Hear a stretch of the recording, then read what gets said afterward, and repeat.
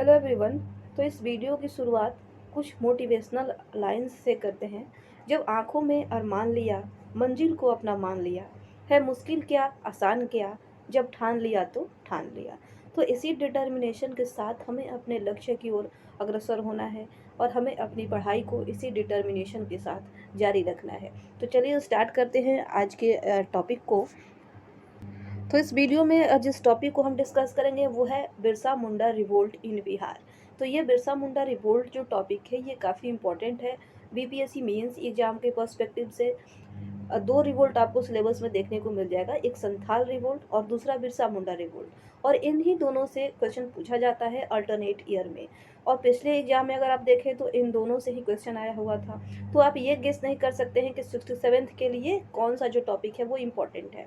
तो बिरसा मुंडा रिवोल्ट को हम इस वीडियो में डिस्कस करेंगे। इससे रिलेटेड जितने भी क्वेश्चन बन सकते हैं एग्जाम्स में वो सारे पर्सपेक्टिव, वो सारे एस्पेक्ट्स इस वीडियो में कवर होगा।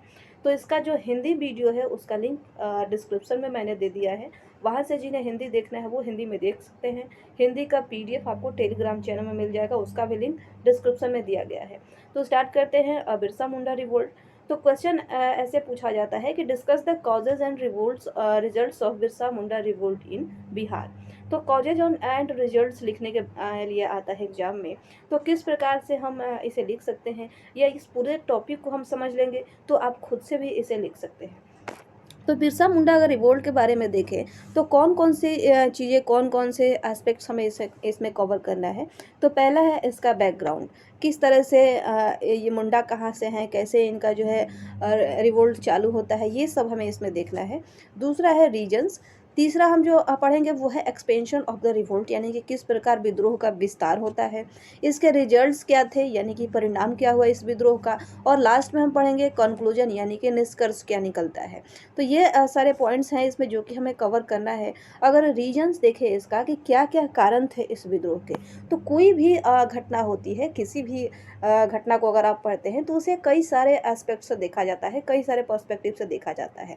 आपको यही कोशिश करना चाहिए कि कोई भी अगर आपके पास क्वेश्चन है तो उसका सोशल रीजन क्या है, उसका पॉलिटिकल रीजन क्या है, उसका इकोनॉमिक रीजन क्या है, इमीडिएट रीजन्स क्या है। तो ये सभी पर्सपेक्टिव से आपको सोच के तभी आपको उसे अपने आंसर में इंक्लूड करना है।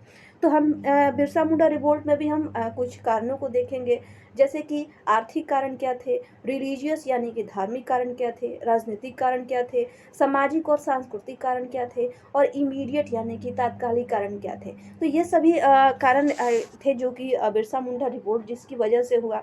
तो आइए पूरे डिटेल में इसे हम पढ़ते हैं। पहला है बैकग्राउंड, यानी कि पृष्ठभूमि क्या है इस विद्रोह का। Munda rebellion is also termed as Ulgulan movement. This is a classic example of tribal anger against all kinds of exploitation and atrocities in the Chota Nagpur region of Jharkhand. तो ये क्या है, उलगुलान मूवमेंट भी मुंडा rebellion को कहा जाता है, उलगुलान विद्रोह के नाम से जाना जाता है।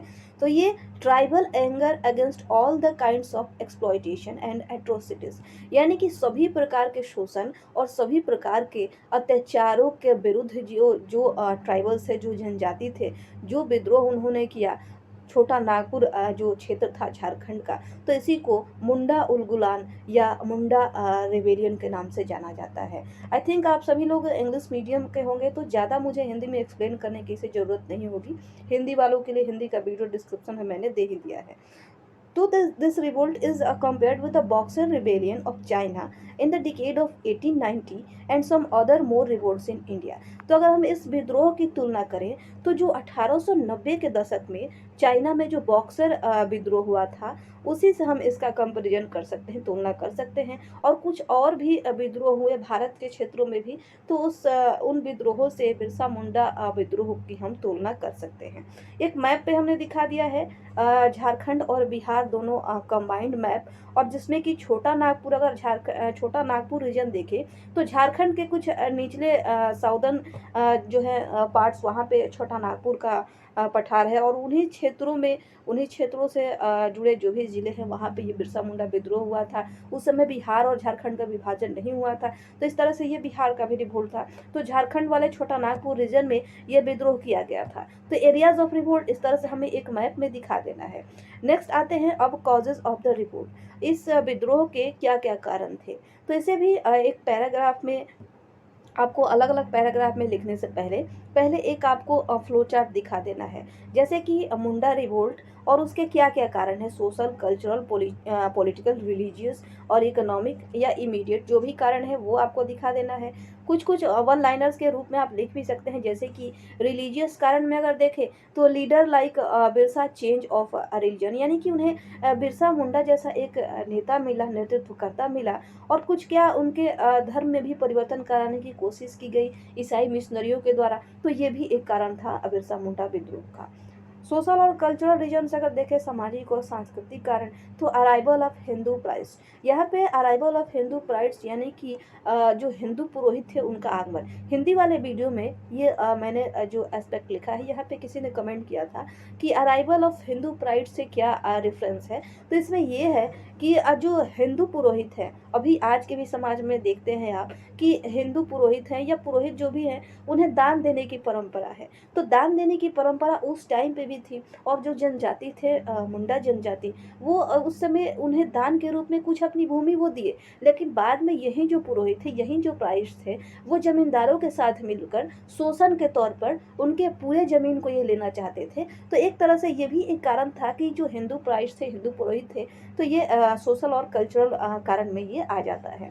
नेक्स्ट है इमीडिएट, जो तात्कालिक रीजन है वो है लीडरशिप ऑफ बिरसा, यानी कि बिरसा मुंडा जैसे नेता का नेतृत्व मिला, इसी वजह से ये विद्रोह जो था कुछ हद तक सफल हो पाया। इसी वजह से ये विद्रोह जो था इनको अच्छा नेतृत्व मिल गया, तब जाके इनका जो विद्रोह था वो आगे बढ़ पाया।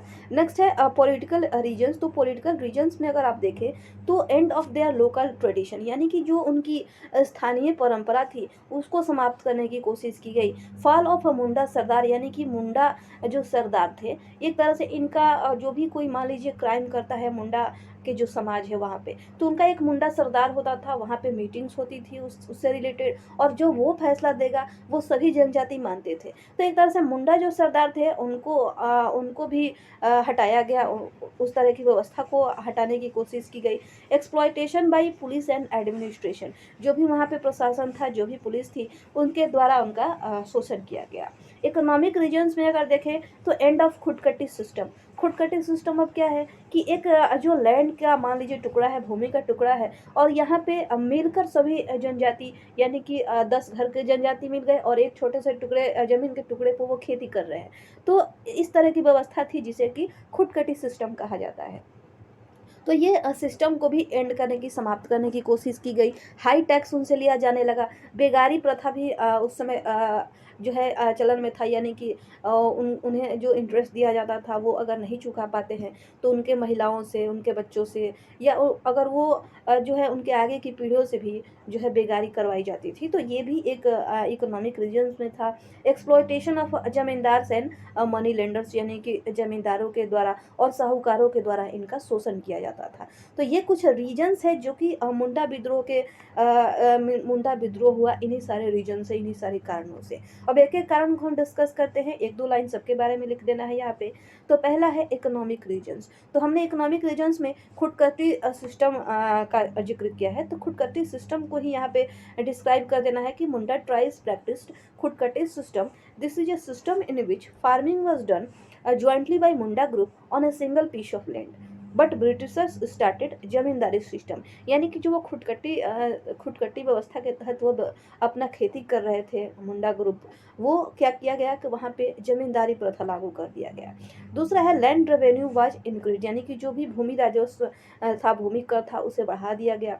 मुंडा group were troubled by zamindars and money lenders without any reasons, यानी कि बिना किसी कारण के उन्हें परेशान किया जाता था जमींदारों के द्वारा, साहूकारों के द्वारा। तो ये भी एक कारण था इसमें, they were deprived of forest and forest products, यानी कि जंगलों पर ही उनका जीवन आधारित है। एक तरह से देखें जनजातियों का जो जीवन है वो जंगलों पर आधारित हो, तो वहाँ के जो भी प्रोडक्ट्स हैं, लकड़ी है, ये सब सभी से ही वो अपना जीवन यापन करते हैं। लेकिन फॉरेस्ट और फॉरेस्ट प्रोडक्ट्स का यूज करने से उन्हें वंचित किया जाने लगा, तो ये एक कारण बन गया। नेक्स्ट जो इसमें है, atrocities on Munda tribe was printed on a famous newspaper of that time, Bengal gazetteer, यानी कि ये जो भी अत्याचार किए जाते थे मुंडा विद्रोह पे, उस टाइम ये इतना फेमस हो गया कि उस टाइम का एक न्यूज़पेपर था, प्रसिद्ध अखबार था बंगाल गैजेटियर, वहाँ पे इस जो मुंडा जनजाति की जो भी व्यथा थी, जो भी इनके ऊपर अत्याचार किया जाता था, वो बंगाल गैजेटियर में भी छपा गया था। नेक्स्ट है पॉलिटिकल रीजन्स, यानी कि राजनीतिक कारण। तो if we see political reasons, the local zamindars were given all the powers of police by the British government which they misused, यानी कि अगर देखा जाए राजनीतिक कारण में, तो जो लोकल जमींदार थे, वहाँ के जो स्थानीय जमींदार थे, वहाँ पे क्या किया गया कि जितने भी पुलिस के पावर्स थे वो स्थानीय जमींदारों को दे दिया गया। किसके द्वारा? तो ब्रिटिश गवर्नमेंट के द्वारा। जब ब्रिटिश गवर्नमेंट था यहाँ पे, वो लोकल जमींदार को जितने भी पुलिस के पावर्स होते हैं, पुलिस की जो शक्तियाँ होती हैं, वो स्थानीय जमींदारों को दे दिया गया। तो इस तरह से वो क्या करने लगे जमींदार, कि इस पावर का वो मिसयूज करने लगे। Their local tradition of Munda Sardar was ended which created anger in the Munda tribe, जो मुंडा सरदार की व्यवस्था थी जिसे हमने पहले डिस्कस किया, तो उसका भी एंड किया गया, उसको भी खत्म किया गया। तो इस तरह से मुंडा जनजाति में आक्रोश बढ़ गया। नेक्स्ट है religious reasons, the religion of Munda tribe of changed by the Christian missionaries. तो जो मुंडा ट्राइब है, उनका जो रिलीजन है, धर्म है, वो क्रिश्चियन मिशनरी के द्वारा चेंज करने की कोशिश की गई, ये कहकर, by saying that if they will change their religion then we will help and protect against all the atrocities and exploitation, यानी कि जो ईसाई मिशनरी थे वो ये कहने लगे मुंडा जनजातियों से, मुंडा जनजाति के लोगों से, कि अगर आप अपना धर्म परिवर्तन करते हैं, अगर आप ईसाई बन जाते हैं, तो आपके ऊपर जो भी अत्याचार किया जाएगा, जो भी शोषण किया जाएगा, उन सब में हम आपका हेल्प करेंगे, उन सब से बचने में हम आपका हेल्प करेंगे। But when in 1886 Munda tribe started a rebellion for their land, these missionaries didn't help them, instead they took sides of zamindars. लेकिन जब 1886 में क्या किया गया कि जब मुंडा ट्राइब ने अपने भूमि के लिए जब विद्रोह किया, तो यही मिशनरीज इनका हेल्प करने के बजाय वो जमींदारों के साइड में हो गए। नेक्स्ट है सोशल और कल्चरल रीजन्स, यानी कि सामाजिक और सांस्कृतिक कारण क्या थे। The social life of Mundas was disturbed with the arrival of dikus, इनका जो सामाजिक जीवन था वो दीकुओं के आने से डिस्टर्ब हो गया। दीकू किन्हें कहा जाता है? तो जो भी बाहरी लोग थे उन्हें मुंडा जनजाति के लोग दीकू कहते थे, जिसमें कि जमींदार जो है ब्रिटिशर्स हैं, ये सभी शामिल थे। तो दीकुओं के आने से इनका जो सोशल लाइफ था वो डिस्टर्ब हुआ।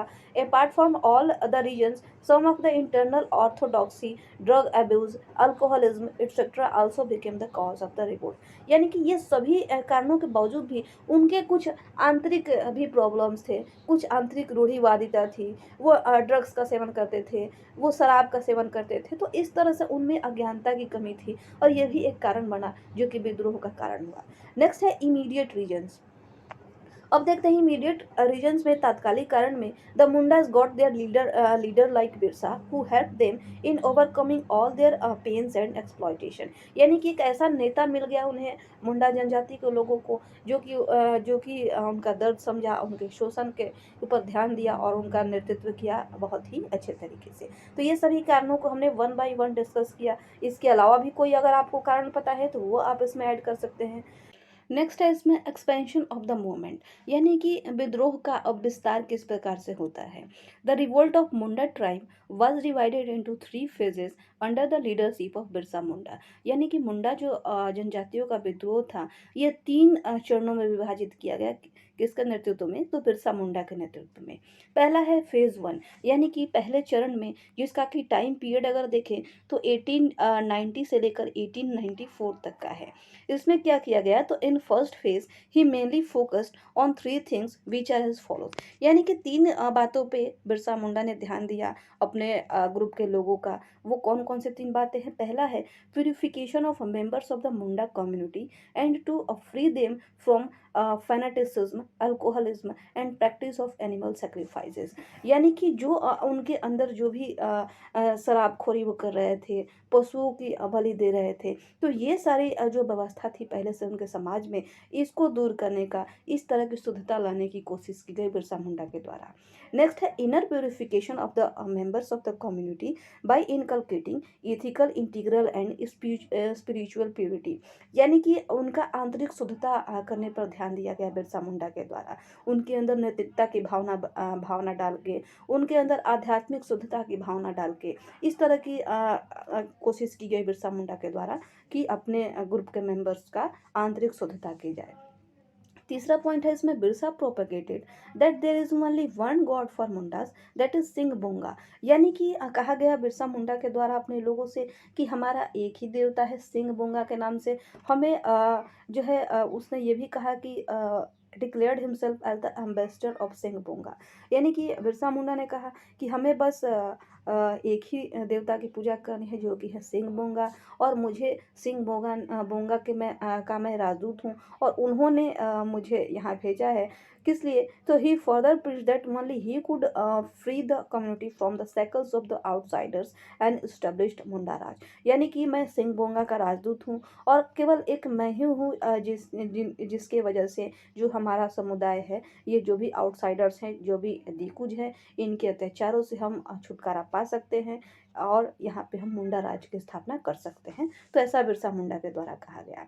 In this phase Birsa Munda focused on religious and social purification of the community and United them with monotonous thought process. यानी कि जो भी उनकी सामाजिक शुद्धता थी, उनकी जो धार्मिक पहले से वो धार्मिक भावना जो उनके अंदर थी, तो ये इस सब को दूर करने की कोशिश की गई बिरसा मुंडा के द्वारा। नेक्स्ट है फेज 2, जो कि है 1895 से लेकर 1897 तक का इसका टाइमलाइन है। तो इस फेज में अब क्या किया गया? Now in this phase Birsa gathered and United a group of 6000 members of the community in 1895।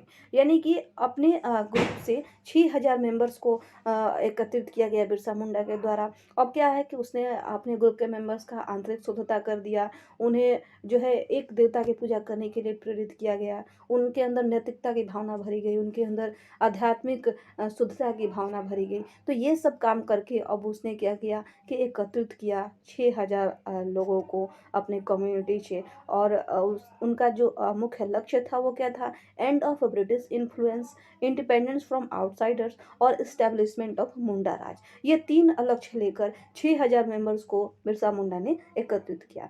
He called the members of the community not to pay land revenue and neglect the authority of the Britishers over the Munda tribe। और उसने क्या किया कि अपने community के members से ये request किया कि जो भी लैंड रेवेन्यू है, जो भी भूमि कर है, भूमि राजस्व है, वो नहीं देना है, और जो भी ब्रिटिशर्स हैं उनके अथॉरिटी को हमें नेग्लेक्ट करना है।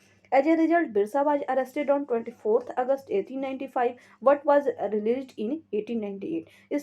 इसके फलस्वरूप क्या हुआ कि बिरसा मुंडा को 1895 में 24 अगस्त को अरेस्ट कर लिया गया, लेकिन फिर से इसे रिलीज कर दिया गया 1898 में। और फिर से रिलीज हो गया है बिरसा मुंडा 1898 में। तो अब विद्रोह का तीसरा चरण शुरू होता है 1898 से लेकर 1900 तक। तो इसमें क्या किया गया है? तो this was the most violent and volatile phase of the movement. अब ये और भी ज़्यादा हिंसात्मक जो है, हिंसात्मक चरण था। जो भी अभी तक विद्रोह हो रहा था उसका सबसे हिंसात्मक जो चरण था वो तीसरा चरण था। After release from jail, Birsa in 1898 again became actively involved in the activities against the British government and outsiders. तो जेल से रिहा होने के बाद बिरसा मुंडा जो था वो फिर से ब्रिटिशर्स के विरुद्ध जो भी एक्टिविटीज़ थे उसमें इन्वॉल्व हुआ। The suppression of the movement was carried on by the deputy commissioner and with in months the revolt decline. अब कोई भी विद्रोह जब इतना व्यापक हो गया था, अब इतना व्यापक हो जाता था उस टाइम पे अंग्रेजों के समय पे, तो उसे दबाने की कोशिश किया जाता था। तो इस विद्रोह के साथ भी वही हुआ। जो है डिप्टी कमिश्नर है उसके नेतृत्व में जो सप्रेशन ऑफ द मूवमेंट था ये कैरी आउट किया गया और 1 महीने के अंदर ही इस विद्रोह को समाप्त कर दिया गया। Again Birsa was arrested on 3 February 1900 and after that on 30 June 1900 he died from dysentery in jail. अब क्या किया गया कि इस विद्रोह को समाप्त कर दिया गया और बिरसा मुंडा को फिर से गिरफ्तार कर दिया गया 3 फरवरी 1900 को। अब उनका मेन लीडर ही गिरफ्तार हो गया तो ये विद्रोह वैसे भी समाप्त ही हो गया। और उसके बाद 30 जून को 1900 में 1900 ईस्वी में 30 जून को बिरसा मुंडा की डिसेंट्री से जेल में ही मृत्यु हो जाती है। अब है कॉन्सिक्वेंसेज या इम्पैक्ट्स, यानी कि जब इस विद्रोह को दबा दिया गया, बिरसा मुंडा की जेल में मृत्यु हो गई। अब इस विद्रोह का परिणाम क्या क्या हुआ ये देखना है। तो Birsa Munda revolt remained most impactful than all other tribal movements as it produced many fruitful results for the Munda community. यानी कि जितने भी विद्रोह हो रहे थे उनका जो सबसे अच्छा परिणाम मिला, जो भी जनजातीय विद्रोह हो रहे थे उन सभी में सबसे अच्छा परिणाम मिला बिरसा मुंडा के द्वारा जो मुंडा जनजातियों के द्वारा जो विद्रोह किया जा रहा था, क्योंकि कुछ फ्रूटफुल रिजल्ट्स लेकर आया यह विद्रोह मुंडा समुदाय के लोगों के लिए। तो क्या क्या इसके परिणाम हुए। 1903 में खुदकटी सिस्टम वाज रीइंस्टेटेड, यानी खुदकटी सिस्टम को फिर से बहाल कर दिया गया, फिर से लागू कर दिया गया। In 1905 for administrative easiness Khunti and Gumla were declared sub division. Khunti और गुमला का जो रीजन था उसे सब डिवीजन डिक्लेयर कर दिया गया। किस लिए, तो एडमिनिस्ट्रेटिव इजीनेस यानी कि प्रशासकीय जो भी काम है उसको आसान करने के लिए। इन 1908 the Chota Nagpur tenancy act was enacted to secure tribal lands from land reforms act, यानी कि 1908 में छोटा नागपुर टेनेंसी एक्ट लाया गया। किस लिए, to secure tribal lands from land reform act, यानी कि जो भी भूमि सुधार एक्ट्स आ रहे थे उनसे बचाने के लिए, उनसे मुंडा समुदाय के लोगों की भूमि को बचाने के लिए छोटा नागपुर टेनेंसी एक्ट लाया गया। On economic perspective the exploitative force labour was restricted in the region, यानी कि जो फोर्स लेबर कराया जाता था उन्हें ज़बरदस्ती उनके साथ शोषण करके उनके ऊपर जो मजदूरी कराई जाती थी उसे भी उस क्षेत्र में रिस्ट्रिक्ट कर दिया गया। तो ये सारे कुछ इसके कॉन्सिक्वेंसेज हैं। कॉन्सिक्वेंसेज को भी अगर आप देखें तो अलग अलग एस्पेक्ट्स में लिख सकते हैं आप, लेकिन उतना हमारे पास ना टाइम होता है ना उतना हमारे पास वर्ड लिमिट है एक आंसर को लिखने का। तो इस तरह से हम ऐसे भी इसके परिणामों को लिख सकते हैं। अगर नोट्स के तौर पर देखें तो इसको भी आप अलग अलग पॉलिटिकल सोशल कल्चर क्या क्या उसके रिजल्ट्स हुए ऐसे भी लिखा जा सकता है। नेक्स्ट है अभी इम्पोर्टेंस, यानी कि इसका महत्व क्या था इस विद्रोह का। Birsa Munda revolt had set many goals engulfing social, political, religious and economic aspect of the tribe. Revolt was started earlier as a movement for social religious purity, but it turned into a revolt against the British establishment. यानी कि ये जो विद्रोह था ये कई aspect से tribes के द्वारा किया गया, सोशल, पॉलिटिकल, रिलीजियस और इकोनॉमिक एस्पेक्ट से। और ये जो रिवोल्ट था ये शुरू में सोशल रिलीजियस प्योरिटी के तौर पर स्टार्ट हुआ था, जो सामाजिक धार्मिक शुद्धता थी इसको लेकर स्टार्ट हुआ, लेकिन बाद में ये ब्रिटिश इस्टेब्लिशमेंट के विरुद्ध ये जो रिवोल्ट था ये बदल गया। ब्रिटिश इस्टेब्लिशमेंट के विरुद्ध ये विद्रोह हो गया बाद में चल के। This result revolt also pave the way for swaraj from the British rule for which national leaders were quite hesitant because of unknown character of the British raj, यानी कि अभी तक जो भी राष्ट्रीय नेता थे वो ब्रिटिश के कैरेक्टर के बारे में अननोन थे और अभी तक किसी ने रिवोल्ट इतना व्यापक तरीके से नहीं किया था। तो एक तरह से एक स्वराज की भावना भी आई बिरसा मुंडा के द्वारा, जो मुंडा जनजाति के द्वारा जो विद्रोह किया जा रहा था उन्हें देखकर नेशनल लीडर्स के मन में भी स्वराज की तरफ भावना आई। In terms of leadership Birsa Munda done a phenomenal job by uniting the community on various fronts by stressing on brotherhood and religious unity among the members of the tribal community. यानी कि बिरसा मुंडा के द्वारा अगर नेतृत्व के स्तर पर देखा जाए तो बिरसा मुंडा के द्वारा बहुत सारे फ्रंट्स पे काम किया गया। अपने ट्राइब कम्युनिटी में भाईचारे की भावना, धार्मिक एकता की भावना लाई गई। Birsa Munda formed a group of 6,000 tribe members and directed them very well towards the goal set by him। यानी कि 6,000 ट्राइब जनजाति मेंबर्स को उसने एकत्रित किया, इकट्ठा किया, और जो भी उसके द्वारा आगे गोल्स सेट किए गए थे उन्हें उनके अनुसार उसने उन्हें निर्देशित किया। Without unity such kind of impact was not possible from the revolt. यानी कि अगर यूनिटी उनके अंदर नहीं होता, एकता नहीं होता, तो इस तरह का जो प्रभाव था विद्रोह का, ये पॉसिबल नहीं हो पाता। तो ये भाईचारे की भावना लाना, धार्मिक एकता की भावना लाना नेतृत्व के स्तर पर किसके द्वारा किया गया? तो बिरसा मुंडा के द्वारा किया गया। Due to clear goals, well crafted association and revolutionary leadership, the movement got extraordinary support from the members of the Munda community. This movement made one thing very clear to everyone, that solution for social religious problems can be possible only when there is political freedom available। यानी कि इस विद्रोह से ये भी साफ हो गया कि जो सोशल रिलीजियस जो भी प्रॉब्लम्स हैं, जो भी हमारे सामाजिक और धार्मिक समस्याएं हैं, इनका सॉल्यूशन तभी निकल सकता है जबकि हम पॉलिटिकली फ्री हों, पॉलिटिकल फ्रीडम हमारे पास अवेलेबल हो। तो ये जो है इस तरह से हम इस विद्रोह के इम्पोर्टेंस को लिख सकते हैं 2-3 पैराग्राफ में। तो इस वीडियो में हमने क्या देखा? बिरसा मुंडा के विद्रोह के बारे में, उसके बैकग्राउंड के बारे में, उसके क्या-क्या रीजन्स थे, किस तरह से इस मूवमेंट का एक्सपेंशन होता है, इसके परिणाम क्या-क्या थे, और क्या इसके इम्पोर्टेंस था, क्या इससे सीखने को मिला, इसके क्या महत्व थे इस विद्रोह का। तो इस वीडियो में बस इतना ही। उम्मीद करते हैं ये वीडियो आपको पसंद आया होगा। यहाँ तक वीडियो देखने के लिए आपका बहुत-बहुत धन्यवाद।